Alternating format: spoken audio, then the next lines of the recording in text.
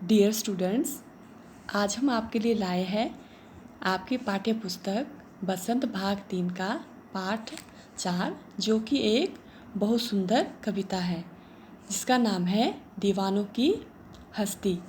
दीवानों की हस्ती एक बहुत सुंदर कविता है।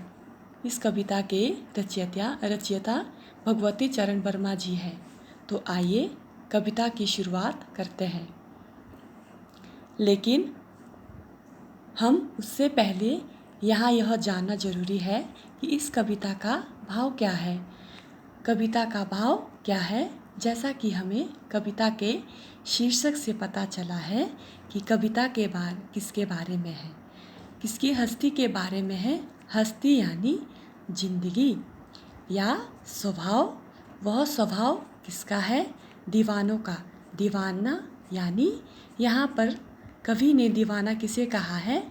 उस व्यक्ति को जो कि मस्त मौला होकर एकदम खुले दिल से प्रसन्न भाव के साथ अपने जीवन को जीता है और साथ ही जहाँ जाता है वहाँ दुनिया में चारों तरफ खुशियाँ बिखेरता जाता है अपने सुंदर स्वभाव के द्वारा और लोगों के दुखों का बोझ अपने ऊपर लेने का प्रयास करता है। तो आइए इस कविता को शुरू करते हैं और इस कविता के द्वारा कवि हमें क्या सीख देना चाहते हैं, अब यह भी जान लेते हैं। सीख क्या देना चाहते हैं? कवि यह सीख देना चाहते हैं कि मनुष्य को यानी हम सबको ऐसा स्वभाव विकसित करना चाहिए जैसा कि उन्होंने इस कविता में बताया है। यानी हमें कैसा होना चाहिए? एकदम प्रसन्नचित्त होना चाहिए। जहाँ भी हमें जाना या जहाँ भी हम जाएं, हमें लोगों में खुशियाँ बांटनी चाहिए, यानी प्रसन्नता बांटते चले जाना चाहिए। यही हमारा प्रयास होना चाहिए। तो आइए इस कविता की शुरुआत करते हैं। कविता का पहला पद है,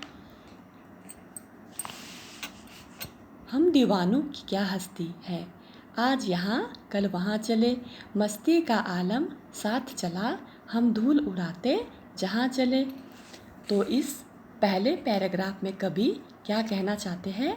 कवि यह कहना चाहते हैं कि मस्त मौला स्वभाव वाले जो लोग होते हैं, यानी जैसा कि वह खुद भी कवि कैसा है, यहाँ पर वह कवि मस्त मौला है, यानी मस्त मौला स्वभाव का व्यक्ति है। और वह क्या कहता है कि मेरे जैसे जैसे मस्त मौला स्वभाव वाले लोगों की तो हस्ती ही क्या है, यानी उनके जीवन की तो बात ही क्या है। आज यहाँ कल वहाँ चले, उनके जीवन का कोई निश्चित ठिकाना नहीं है। वह आज यहाँ है तो कल वहाँ, मतलब वह एक जगह रुककर नहीं रह सकते और उनके साथ जहाँ भी वह जाते हैं उनके साथ क्या जाता है? मस्ती का आलम साथ चला, यानी जहाँ भी हम जाते हैं हमारे साथ साथ मस्ती का आलम साथ चलता है। यानी अपने मस्त मौला स्वभाव के द्वारा हम लोगों को भी मस्त कर देते हैं, यानी उनमें भी खुशियाँ बांटते रहते हैं। हम धूल उड़ाते जहाँ चले, यानी धरती के जिस भी कोने में हम स्वच्छंद होकर चलते हैं वहाँ हमारे साथ मस्ती का आलम भी साथ चलता है। सेकंड है आपका, आए बनकर उल्लास अभी, आंसू बनकर बह चले अभी, सब कहते ही रह गए अरे, तुम कैसे आए कहाँ चले। नेक्स्ट है, यानी इसमें कवि कहते हैं जहाँ भी हम जाते हैं वहाँ पर लोग क्या कहते हैं? वह कहते हैं कि तुम तो अभी अभी खुशियों से भरकर यानी उल्लास बनकर आए हैं और आंसू बनकर बह चले अभी तुम यहाँ से जा रहे हो और तुम्हारे जाने से हमें बहुत दुख हो रहा है। यानी कवि जब अपने मस्त स्वभाव के साथ यानी सुंदर स्वभाव के साथ किसी जगह पर जाते हैं तो वहाँ चारों तरफ खुशियाँ बिखेर देता है। और फिर जब वह वहाँ से जाने लगता है तो उसके जाने का दुख होता है और लोग भावुक होकर उनकी आँखों से आंसू बहने लगते हैं। यानी लोगों के आँखों से आंसू बहने लगते हैं और वह लोग क्या कहते हैं, यही कहते हैं, अरे कहाँ चले तुम, अभी अभी तो आए थे तुम हमारे बीच और अभी अभी तुम कहाँ जा रहे हो। जो खुशियों के पल हमने तुम्हारे साथ बिताए, हमें तो उन खुशियों के पल का पता ही नहीं चला। अब थर्ड है आपका, किस और चले यह मत पूछो, चलना है बस इसलिए चले, जग से उसका कुछ लिए चले, जग को अपना कुछ दिए चले। तो थर्ड पैराग्राफ में कवि क्या कहना चाहते हैं, कवि उनके प्रश्नों के उत्तर में कवि क्या कहता है कि मुझसे मत पूछो कि मैं किस तरफ जा रहा हूँ।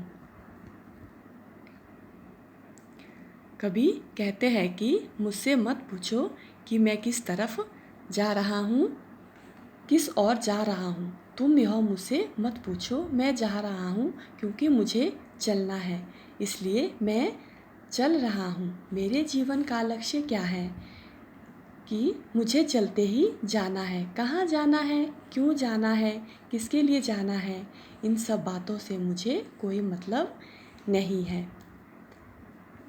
नहीं तो यह मुझसे मत पूछो, मैं इसलिए जा रहा हूँ क्योंकि मेरे जीवन का लक्ष्य यह है कि मुझे एक जगह रुकना नहीं है। अपने सुंदर स्वभाव यानी मस्त मौला स्वभाव में जो खुशियाँ भरी पड़ी है उसे सारी दुनिया में बांटनी है, इसलिए मुझे चलते ही जाना है, मुझे रुकना नहीं है।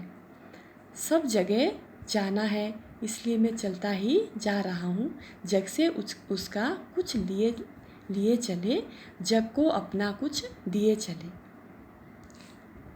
यानी यहाँ कवि कहना चाहते हैं कि जग से जो कुछ उन्होंने ग्रहण किया, जग यानी जगत, संसार से जो कुछ भी उन्होंने ग्रहण किया है, जो अच्छी बातें ग्रहण की है, अच्छे विचार ग्रहण किए हैं, जहाँ भी मैं जा रहा हूँ वहाँ से मैंने अच्छी बातें ग्रहण की है और इन अच्छी बातों को मैं जग में बांटने जाता हूँ।